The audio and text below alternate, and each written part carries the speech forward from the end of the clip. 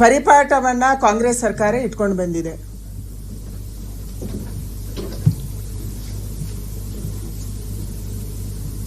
ಪವನ್ ನೆಜ್ಜೂರು ಮಾಡಿದ ತಪ್ಪೇನು? ಬಳ್ಳಾರಿ SP 1ನೇ ತಾರೀಕು ಅವರ ಅಪಾಯಿಂಟ್ಮೆಂಟು ಅಲ್ಲಿಗೆ ಆಗುತ್ತೆ, ಅವರಿಗೆ ಟ್ರಾನ್ಸ್ಫರ್ ಆಗುತ್ತೆ. ಹೊಸದಾಗಿ ಅವರು ಸುಮಾರು ಮಧ್ಯಾಹ್ನ ಮೇಲೆ ಚಾರ್ಜ್ ತಗೊಂತಾರೆ 3-4 ಗಂಟೆಗೆ. ಚಾರ್ಜ್ ತಗೊಂಡು ಸ್ಟೇಷನ್ ಅನ್ನ ಪರಿಚಯ ಮಾಡೋದ್ರ ಒಳಗೆ ಬಳ್ಳಾರಿಯಲ್ಲಿ ಗಲಭೆ ನಡೆಯುತ್ತೆ. ಗಲಭೆ ಯಾರಿಂದ ನಡೆಯುತ್ತೆ? ಕಾಂಗ್ರೆಸ್ MLA ಭರತ್ ರೆಡ್ಡಿ, ಅವರ ಆಪ್ತ ಸತೀಶ್ ರೆಡ್ಡಿ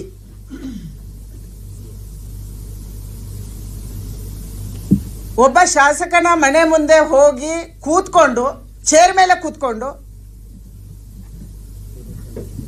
ಬ್ಯಾನರ್ ಅನ್ನು ಹಾಕೋದಕ್ಕೆ ಪ್ರಯತ್ನ ಮಾಡ್ತಾರೆ. ಅಲ್ಲಿ ಗಲಭೆ ಆಗುತ್ತೆ, ಕಲ್ಲು ತೂರಾಟ ನಡೆಯುತ್ತೆ, ಬಿಯರ್ ಬಾಟ್ಲುಗಳು, ವಿಸ್ಕಿ ಬಾಟ್ಲುಗಳ ತೂರಾಟ ನಡೆಯುತ್ತೆ.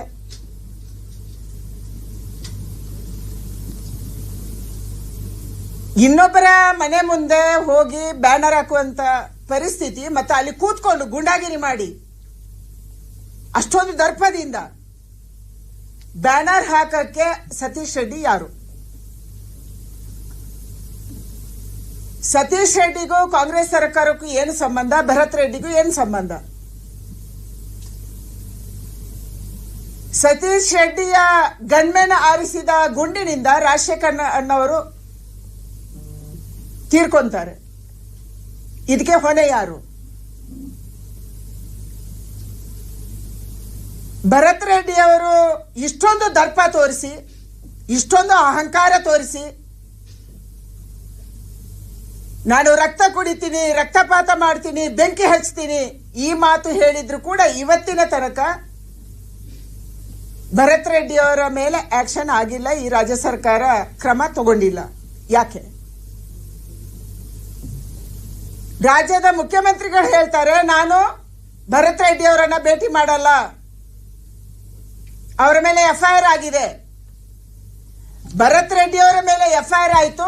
ಮುಖ್ಯಮಂತ್ರಿಗಳೇ ನಿನ್ನೆ ಅವರ ಜೊತೆ ಕೂತ್ಕೊಂಡು ಫೋಟೋ ತೆಗಿಸ್ಕೊಂತೀರಿ, ಮಾತಾಡ್ತೀರಿ.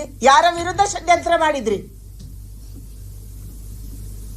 ನಿನ್ನೆ ಭರತ್ ರೆಡ್ಡಿ ಅವರ ಜೊತೆ ಕೂತ್ಕೊಂಡು ಉಸ್ತುವಾರಿ ಸಚಿವರು ಮತ್ತು ನೀವು ಯಾರ ವಿರುದ್ಧ ಷಡ್ಯಂತ್ರ ಮಾಡಿದ್ರಿ? ಈ ಫೋಟೋದ ಅರ್ಥ ಏನು? ಯಾರು ರಕ್ತದ ಹೊಲೆ ಹರಿಸ್ತೀನಿ ಅಂತ ಹೇಳ್ತಾನೆ, ಯಾರು ಬೆಂಕಿ ಹಚ್ತೀನಿ ಅಂತ ಹೇಳ್ತಾರೆ, ಯಾರ ಕಾರಣಕ್ಕಾಗಿ ಒಬ್ಬ ನಿರಪರಾಧಿ ವ್ಯಕ್ತಿ ಸಾಯ್ತಾನೆ,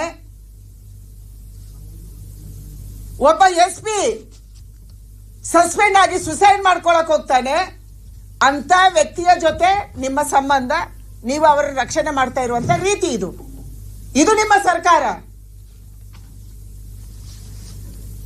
ನಾನು ಸರ್ಕಾರಕ್ಕೆ ಕೇಳಕ್ಕೆ ಇಚ್ಛೆ ಪಡ್ತೀನಿ, ಗಣಪತಿದಾಯ್ತು, ಸುಸೈಡ್ ಮಾಡ್ಕೊಂಡ್ರು, ವಿಡಿಯೋ ಮಾಡಿ ಸುಸೈಡ್ ಮಾಡ್ಕೊಂಡ್ರು, ಏನೂ ಆಗ್ಲಿಲ್ಲ. ಅವರ ಮನೆಯವರನ್ನು ತಂದು ಎದುರು ನಿಲ್ಸಿದ್ರಿ. DK ರವಿ ಅನುಮಾನಾಸ್ಪದವಾಗಿ ಸತ್ತೋದ್ರು, ಅವರ ಮನೆ ಮಂದಿಯನ್ನು ತಂದು ಎದುರು ನಿಲ್ಸಿದ್ರಿ. ಈಗ ಮತ್ತೆ ಪವನ್ ನೆಜ್ಜೂರು ಯಾವ ಹೊಸದಾಗಿ SP ಬಳ್ಳಾರಿಗೆ ಹೋದ್ರು, ಹೊಸದಾಗಿ ಚಾರ್ಜ್ ತಗೊಂಡ್ರು, ಮಾಧ್ಯಮದವರು ತೋರಿಸಿದ್ಮೇಲೆ, ನಾವು ಮಾತಾಡಕ್ಕೆ ಶುರು ಮಾಡಿದ್ಮೇಲೆ ಅವರ ತಂದೆಯನ್ನು ತಂದು ಎದುರು ನಿಲ್ಸಿದ್ರಿ. ತಂದೆಗೆ ಒತ್ತಡ ತಂದು ಪ್ರೆಸ್ ರಿಲೀಸ್ ಮಾಡಿಸುತ್ತೀರಿ.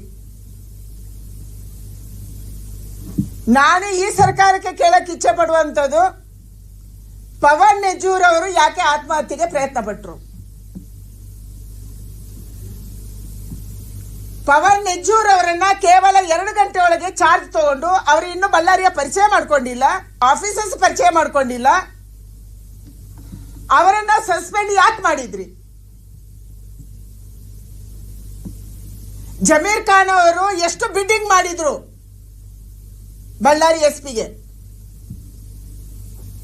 ಆ ಬಿಡ್ಡಿಂಗ್ ಅಲ್ಲಿ ನಿಮ್ಗೆ ಕಡಿಮೆ ಬಂದಿದೆ ಅಂತ ಅನ್ನಿಸ್ತಾ, ಅಥವಾ ಇನ್ನೂ ಹೆಚ್ಚು ಬಿಡ್ಡಿಂಗ್ ಬಂತ? ಅದಕ್ಕಾಗಿ ಹೊಸ ಅಧಿಕಾರಿ ತರಕ್ಕೆ ನೀವು ಪ್ಲಾನ್ ಮಾಡಿದ್ರ? ಯಾಕೆ ಪವನ್ ನೆಜ್ಜೂರಿಗೆ ಸಸ್ಪೆಂಡ್ ಮಾಡಿದ್ರಿ? ಅದೇ ಜಿಲ್ಲೆಯಲ್ಲಿ ಹಲವಾರು ವರ್ಷಗಳಿಂದ ಇದ್ದಂತ ಯಾವ ಭರತ್ ರೆಡ್ಡಿ ಅಲ್ಲಿ ನುಗ್ಗುವಾಗ, ಪೊಲೀಸರನ್ನೇ ಛೇದಿಸಿ ನುಗ್ಗುವಾಗ ಅವರಿಗೆ ಸೆಕ್ಯೂರಿಟಿ ಕೊಡ್ತಿದ್ದ ಡಿವೈಎಸ್ಪಿ, ಅವರನ್ನ ಯಾಕೆ ನೀವು ಸಸ್ಪೆಂಡ್ ಮಾಡಿಲ್ಲ? ಇನ್ಸ್ಪೆಕ್ಟರ್ ಯಾಕೆ ಮಾಡಿಲ್ಲ? ಪವನ್ ನೆಜ್ಜೂರ್ ಮೇಲೆ ನಿಮ್ಗಿದ್ದಂತ ಕೋಪ ಏನು? ಇವತ್ತು ಪವನ್ ನೆಜ್ಜೂರು ನಿನ್ನೆ ಮೊನ್ನೆಯಿಂದ ಎಲ್ಲಿದ್ದಾರೆ? ಪವನ್ ನೆಜ್ಜೂರ್ ಅವರು ಒಬ್ಬ IPS ಅಧಿಕಾರಿ, ಯಂಗ್ ಅಧಿಕಾರಿ, ತನಗಾದಂತ ಅವಮಾನಕ್ಕೆ ನೊಂದು ಅವರ ಆತ್ಮಹತ್ಯೆಗೆ ಪ್ರಯತ್ನ ಮಾಡ್ತಾರೆ. ಡೆತ್ ನೋಟ್ ಅನ್ನ ಬರೆದಿಡ್ತಾರೆ. ಆ ಡೆತ್ ನೋಟ್ ಅಲ್ಲಿ ಏನಿದೆ, ಯಾಕೆ ಮುಚ್ಚಿಡ್ತಾ ಇದ್ದೀರಿ? ಆ ಡೆತ್ ನೋಟ್ ಇವತ್ತು ಸಾರ್ವಜನಿಕರ ಗಮನಕ್ಕೆ ಬರಬೇಕಾಗಿದೆ. ನಮ್ಗಿರುವಂತ ಮಾಹಿತಿ ಪ್ರಕಾರ ಡೆತ್ ನೋಟ್ ಅಲ್ಲಿ ಇಬ್ರು ಪೊಲೀಸ್ ಆಫೀಸರ್ಸ್, ಉನ್ನತ ಅಧಿಕಾರಿಗಳ ಹೆಸರಿದೆ. ಈ ಉನ್ನತ ಅಧಿಕಾರಿಗಳು ಬೆಂಗಳೂರಿನ DCPಯನ್ನ ತುಮಕೂರಿನ ರಿಸಾರ್ಟ್ಗೆ ಎಲ್ಲಿ ಕಳಿಸಿದ್ರಿ? ಫಾರ್ಮ್ ಹೌಸ್ಗೆ ನೀವು ಎಲ್ಲಿ ಕಳಿಸಿದ್ರಿ? ಯಾರನ್ನು ಕಳಿಸಿದ್ರಿ? ಯಾಕೆ ಕಳಿಸಿದ್ರಿ? ತುಮಕೂರು ಜಿಲ್ಲೆಯ ರಿಸಾರ್ಟ್ ಅಲ್ಲಿ ಏನ್ ನಡೀತಾ ಇದೆ? ಬೆಂಗಳೂರಿಂದ ಹೋದಂತ DCP ಯಾರು? ಅವ್ರು ಯಾಕೆ ಹೋದ್ರು? ರಾಜ್ಯದ ಉನ್ನತ ಪೊಲೀಸ್ ಅಧಿಕಾರಿ ಅವರನ್ನು ಯಾಕೆ ಕಳಿಸ್ಕೊಟ್ರು? ಪವನ್ ನೆಜ್ಜೂರ್ ಅವರು ಬರೆದಂತ ಡೆತ್ ನೋಟ್ ಅನ್ನ ಏನ್ ಮಾಡಿದ್ರಿ? ಅದನ್ನ ಮುಚ್ಚಿ ಹಾಕೋದಕ್ಕಾಗಿ ನೀವು ಬೆಂಗಳೂರಿಂದ DCPಯನ್ನ ಕಳಿಸ್ತೀರಿ, ಡೆತ್ ನೋಟ್ ಅನ್ನ ಕೈಯಲ್ಲಿ ಇಟ್ಕೊಂತೀರಿ, ಅದನ್ನ ಬಿಡುಗಡೆ ಮಾಡಲ್ಲ. ಖಾಸಗಿ ಆಸ್ಪತ್ರೆಗೆ ಹೋಗಿ ಯಾವ ಮಾತ್ರೆಯನ್ನ ಪವನ್ ನೆಜ್ಜೂರು ನುಗ್ಗಿದ್ರು ಅದನ್ನ ಹೊಟ್ಟೆ ಕ್ಲೀನ್ ಮಾಡಿಸುವಂತದ್ದಾಗತ್ತೆ. ಏನ್ ನಡೀತಿದೆ ರಾಜ್ಯದಲ್ಲಿ? ಸಿದ್ದರಾಮಯ್ಯನವರ ನೇತೃತ್ವದ ಸರ್ಕಾರ ಬಂದಾಗೆಲ್ಲ ಅಧಿಕಾರಿಗಳ ಮೇಲೆ ಈ ರೀತಿಯ ದರ್ಪವನ್ನ ತೋರಿಸಿ ಅಧಿಕಾರಿಗಳನ್ನ ಬಲಿಪಶು ಮಾಡುವಂತದ್ದು ನಿರಂತರವಾಗಿ ನಡೀತಾ ಇದೆ. ಎಷ್ಟು ಜನ ಬಲಿಯಾಗಬೇಕು ಸಿದ್ದರಾಮಯ್ಯನವರು ನಿಮ್ಮ ಸರ್ಕಾರಕ್ಕೆ? ಕಾಂಟ್ರಾಕ್ಟರ್ಸ್ ಬಲಿಯಾಗ್ತಾ ಇದ್ದಾರೆ, ಅಧಿಕಾರಿಗಳು ಬಲಿಯಾಗ್ತಾ ಇದ್ದಾರೆ, ಜನ ಬಲಿಯಾಗ್ತಾ ಇದ್ದಾರೆ, ರೈತರು ಬಲಿಯಾಗ್ತಿದ್ದಾರೆ, ಹೆಣ್ಮಕ್ಳು ಬಲಿಯಾಗ್ತಾ ಇದ್ದಾರೆ. ನಿಮ್ಗೆ ಏನು ಅನ್ಸಲ್ಲ? ನೀವು ಯಾರು ಅಪರಾಧಿ ಜಾಗದಲ್ಲಿ ಇರಬೇಕು, ಯಾರು ಬಳ್ಳಾರಿ ಘಟನೆಗೆ ಕಾರಣೀಕರ್ತರಾದ್ರೆ ಅವ್ರ ಜೊತೆ ಮೀಟಿಂಗ್ ಮಾಡ್ತೀರಿ. ಯಾವಾಗ? ಅದು ನಿನ್ನೆ. ಇಷ್ಟೆಲ್ಲ ಘಟನೆಯ, ಇಷ್ಟೆಲ್ಲ ಬಿಸಿಯ ಮಧ್ಯೆ ನೀವು ಅವ್ರ ಜೊತೆ ಕೂತ್ಕೊಂತೀರಿ. ಕರ್ನಾಟಕ ರಾಜ್ಯದಲ್ಲಿ ಏನ್ ನಡೀತಿದೆ? ಪವನ್ ನೆಜ್ಜೂರ್ ಅವರ ತಂದೆಯ ಪ್ರೆಸ್ ಹೇಳಿಕೆಯನ್ನು ಯಾಕೆ ಬಿಡುಗಡೆ ಮಾಡಿಸಿದ್ರಿ? ನಿಮ್ಮ ಮಂತ್ರಿಗಳು ಹೇಳ್ತಾರೆ ಪವನ್ ನೆಜ್ಜೂರ್ ಅವರು ಬಳ್ಳಾರಿ ಘಟನೆ ಆದಾಗ ಇರಲೇ ಇಲ್ಲ, ಅವರು ಆಗಷ್ಟೇ ಹೋಗಿದ್ರು. ಸರಿ, ಎಷ್ಟು ಸುಳ್ಳು ಹೇಳುತ್ತೆ ನಿಮ್ಮ ಸರ್ಕಾರ ಅಂತ ಇವತ್ತು ಮಾಧ್ಯಮದವರು ತೋರಿಸ್ತಾ ಇದ್ದಾರೆ. ಪವನ್ ನೆಜ್ಜೂರು ಆ ಜಾಗದಲ್ಲಿ ಇದ್ರು, ಲೈವ್ ಬರ್ತಾ ಇದೆ. ನೀವು ಯಾರಿಗೆ ಸುಳ್ಳು ಹೇಳಕ್ಕೆ ಹೊರಟಿದ್ದೀರಿ? ಯಾರನ್ನ ರಕ್ಷಣೆ ಮಾಡಕ್ಕೆ ಹೊರಟಿದ್ದೀರಿ? ನಿಮ್ಮ ಗೂಂಡಾ ಶಾಸಕರನ್ನ ನೀವು ರಕ್ಷಣೆ ಮಾಡಕ್ಕೆ ಹೊರಟಿದ್ದೀರಿ.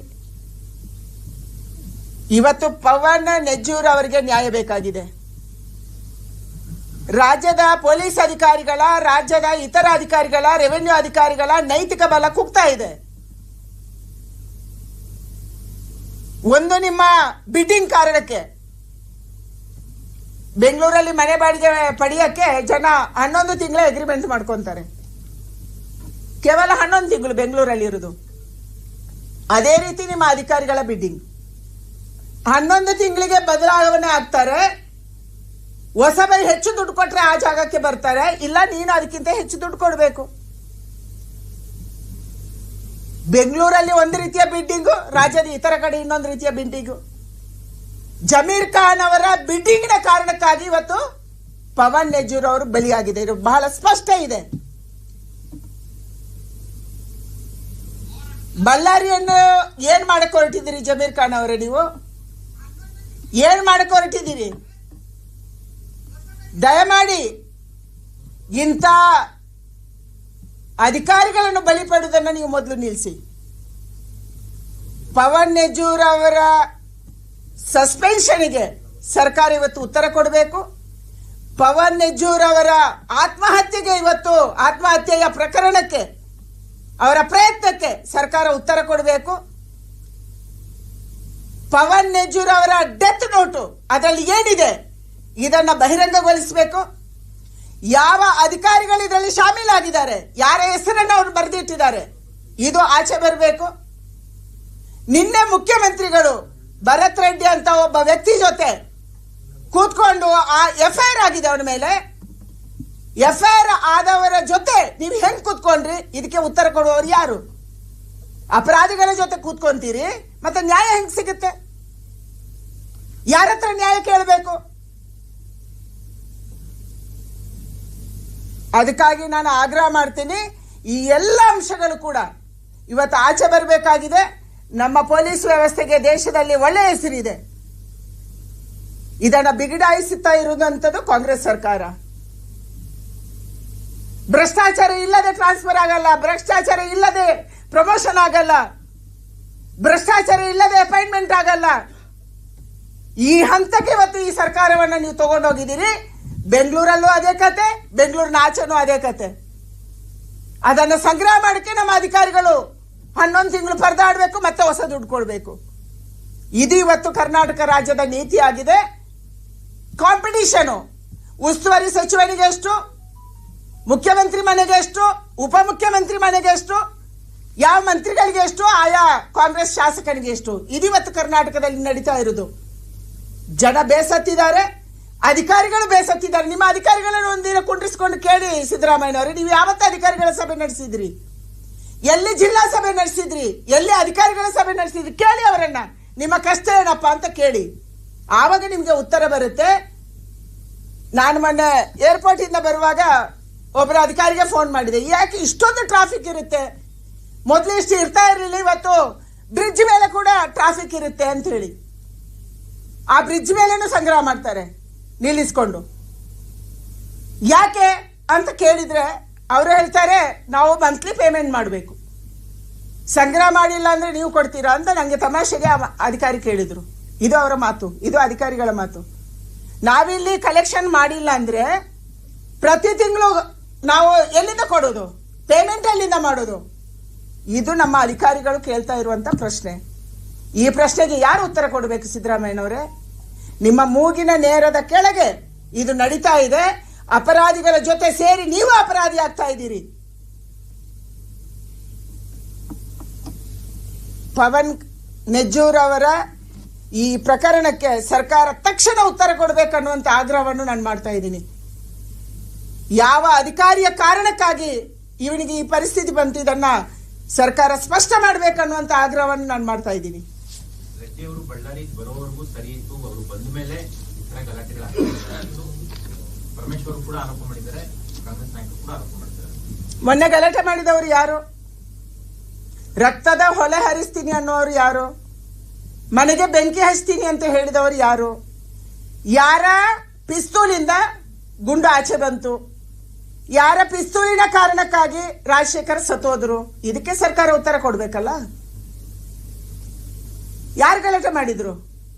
ಚೇರ್ ಹಾಕೊಂಡು ಬ್ಯಾನರ್ ಕಟ್ಟಿಸುವಷ್ಟು ಅಹಂಕಾರ ಏನ್ ನಡೆಸಿದಿರಿ ನೀವು?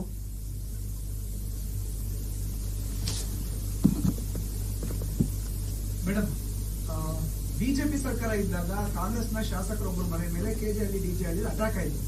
ಅದಾದ್ಮೇಲೆ ಅವ್ರಿಗೆ ಟಿಕೆಟ್ ಡಿನೇ ಮಾಡಿದ್ರು, ಅವ್ರ ಪಾರ್ಟಿ ಎಲ್ಲ ಬಿಟ್ಟು, ಅದೆಲ್ಲ ಹಳೆ ಕಥೆ. ಅವತ್ತು ದಲಿತ ಶಾಸಕರು, ಇವತ್ತು ನಿಮ್ಮ ಪಕ್ಷಕ್ಕೆ ಸೇರ್ಪಡೆಯಾಗಿರುವಂತ ಶಾಸಕರು, ಅವ್ರಿಗೆ ನ್ಯಾಯ ಸಿಕ್ಕಿಲ್ಲ. ನಿಮ್ಮ ಶಾಸಕರು ನ್ಯಾಯ ಸಿಗತ್ತೆ ಅಂತ ಅನ್ಸುತ್ತಾ? ಕಾಂಗ್ರೆಸ್ ಅಲ್ಲಿ ಯಾರಿಗೂ ನ್ಯಾಯ ಸಿಗಲ್ಲ. ಇದು ಕಾಂಗ್ರೆಸ್ ಸರ್ಕಾರ. ಅಖಂಡ ಶ್ರೀನಿವಾಸ ಮೂರ್ತಿ ಅವರ ಮನೆಯನ್ನ ಸುಟ್ಟಾಗ ನಾನೇ ಹೋಗಿದ್ದೆ ಅವರ ಮನೆಗೆ. ಫಸ್ಟ್ ಹೋದವಳು ನಾನು.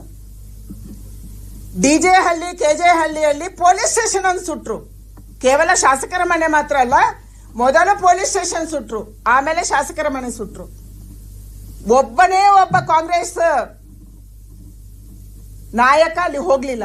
ಯಾಕೆಂದ್ರೆ ಅವರು ದಲಿತರು, ಪರಿಶಿಷ್ಟ ಜಾತಿಯವರು, ಸುಟ್ಟವರು ಅಲ್ಪಸಂಖ್ಯಾತರು. ನಾವು ಅಲ್ಪಸಂಖ್ಯಾತರ ಓಟಿಗೆ ತೊಂದರೆ ಆಗುತ್ತೆ. ನಮಗೆ ವೋಟ್ ಬ್ಯಾಂಕ್ ಮುಖ್ಯ, ನಮ್ಮ ಶಾಸಕನ ಜೀವ ಮುಖ್ಯ ಅಲ್ಲ, ಅವರ ಮನೆ ಸುಟ್ಟಿರೋದು ಮುಖ್ಯ ಅಲ್ಲ, ಗೌರವ ಮುಖ್ಯ ಅಲ್ಲ. ಡಿಜೆ ಹಳ್ಳಿ ಕೆಜೆ ಹಳ್ಳಿನಲ್ಲಿ ಅಷ್ಟು ಮನೆಗಳು ಮನೆಯನ್ನ ಚುಣ್ಚುಣ್ಕೆ ಅಂತ ಹೇಳ್ತಾರಲ್ಲ, ಹುಡುಕಿ ಹುಡುಕಿ ಹುಡುಕಿ ಹಿಂದೂಗಳ ಮನೆಯನ್ನ ಅಲ್ಲಿ ಹೊಡೆದ್ರು, ಸುಟ್ಟಾಕಿದ್ರು, ಕಲ್ ಬಿಸಾಡಿದ್ರು. ನಾನು ಅಲ್ಲಿ ಹೋದಾಗ ಯಾವ ಹಿಂದೂ ಮನೆನೂ ಸರಿಯಾಗಿರ್ಲಿಲ್ಲ. ಕಿಟಕಿ ಹೊಡೆದಿತ್ತು, ಬೈಕ್ ಸುಟ್ಟಿತ್ತು, ಮನೆ ಸುಟ್ಟಿತ್ತು, ಮನೆ ಮುಂದೆ ನಿಲ್ಸಿದಂತ ಯಾವುದೇ ವೆಹಿಕಲ್ ಇಲ್ಲ. ನಾವು ಹೋಗಿದ್ದೆ. ಅಖಂಡ ಶ್ರೀನಿವಾಸ ಮೂರ್ತಿ ಒಬ್ಬ ಕಾಂಗ್ರೆಸ್ MLA ಆಗಿ ಅವನಿಗೆ ರಕ್ಷಣೆ ಸಿಕ್ಕಿಲ್ಲ ಅಂದ್ರೆ ಇನ್ನು ನಮ್ಗೆ ಜಾಯಿನ್ ಆಗಿರುವಂತ ಶಾಸಕನಿಗೆ ಸಿಗಕ್ಕೆ ಸಾಧ್ಯ? ರಕ್ಷಣೆ ಸಿಗುತ್ತೆ ಅಂತ ನಿರೀಕ್ಷೆ ಮಾಡೋದೇ ತಪ್ಪು ಅನ್ನುವಂತ ಪರಿಸ್ಥಿತಿ ಇವತ್ತು ಬಂದಿದೆ. ಯಾಕಂದ್ರೆ ಪೊಲೀಸರು ಕೂಡ ನೈತಿಕ ಬಲ ಅವ್ರದ್ದು ಕುಗ್ತಾ ಇದೆ. ಇದಕ್ಕೆ ಪವನ್ ಬೆಜ್ಜೂರು ಉದಾಹರಣೆ ಇದೆ. ಬೇರೆ ಬೇರೆ ಅಧಿಕಾರಿಗಳು ಇವತ್ತು ಬೇರೆ ಬೇರೆ ಭಾಗದಲ್ಲಿ ಈ ಸರ್ಕಾರನೇ ಬೇಡ ಅಂತ ಹಲವಾರು ಜನ ಸೆಂಟ್ರಲ್ ಗೌರ್ಮೆಂಟ್ಗೆ ಹೋಗ್ತಾ ಇದ್ದಾರೆ. ನಾವು ಸಂಗ್ರಹ ಮಾಡಿ ಕೊಡಕ್ಕಾಗಲ್ಲ. ನಾನು ಡೆಲ್ಲಿಗೆ ಬಂದ ಒಬ್ಬ ಅಧಿಕಾರಿ ಕೇಳಿದೆ, ಯಾಕೆ ಬಂದ್ರಿಯಪ್ಪ ಕರ್ನಾಟಕ ಬಿಟ್ಟು, ಇಂಥ ಪೊಲ್ಯೂಷನ್ಗೆ ಯಾಕೆ ಬಂದ್ರಿ ಅಂತ ತಮಾಷೆ ಕೇಳಿದೆ. ಅವರಂತಾರೆ, ನಾವು ಸಂಗ್ರಹ ಮಾಡಕ್ಕಾಗಲ್ಲ ಮೇಡಮ್, ನಾವು ಇವರಿಗೆ ಸಂಗ್ರಹ ಮಾಡಿ ಪ್ರತಿ ತಿಂಗಳು ಪೇಮೆಂಟ್ ಮಾಡಕ್ಕಾಗಲ್ಲ, ನಾವಿಲ್ಲಿ ನೆಮ್ಮದಿಯಾಗಿದ್ದೀವಿ ಅಂತ ಹೇಳ್ತಾರೆ. ಇದು ಪರಿಸ್ಥಿತಿ ನಮ್ಮ ರಾಜ್ಯದ ಅಧಿಕಾರಿಗಳದ್ದು. ಒಬ್ಬ ಪ್ರಾಮಾಣಿಕ ಅಧಿಕಾರಿನೂ ಇಲ್ಲಿ ನಿಲ್ಲಕ್ಕೆ ಇಷ್ಟಪಡಲ್ಲ.